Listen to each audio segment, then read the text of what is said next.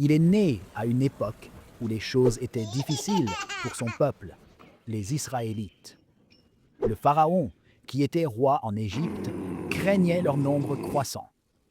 Il a donc établi une règle maléfique. Tous les bébés taureaux des Israélites ont dû être enlevés.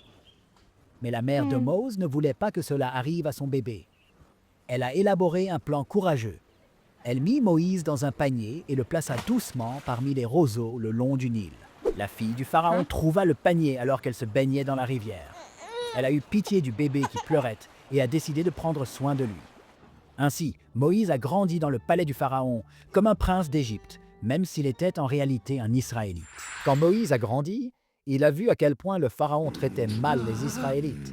Ils étaient forcés de travailler dur et étaient souvent battus.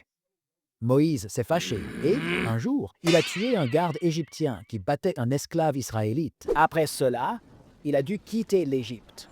Alors il s'est enfui dans un pays lointain et y a vécu pendant de nombreuses années. Puis quelque chose d'incroyable s'est produit. Dieu a dit à Moïse de retourner en Égypte et de demander au pharaon de laisser les Israélites libres. Le retour en Égypte n'a pas été facile. Le pharaon ne voulait pas écouter Moïse. Dieu a envoyé 10 plaies pour convaincre le pharaon. Il y avait des grenouilles partout, des insectes et même de l'obscurité pendant la journée. Finalement, après la dernière et triste plaie, le pharaon a accepté de laisser le peuple israélite libre. Moïse a fait sortir les Israélites d'Égypte, mais leur voyage n'était pas terminé. Lorsqu'ils arrivèrent à la mer Rouge, le pharaon changea d'avis et vint à leur poursuite avec son armée. Mais Moïse fit confiance à Dieu.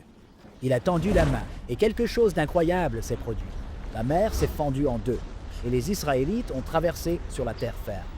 Une fois qu'ils furent en sécurité, la mer revint à la normale et l'armée du pharaon ne pouvait plus les suivre.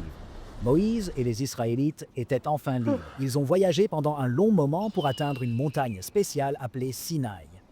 Là, Dieu a donné à Moïse les 10 commandements, qui étaient des règles importantes sur la façon de vivre et d'être bons les uns envers les autres. La vie de Moïse a été pleine d'aventures et de miracles.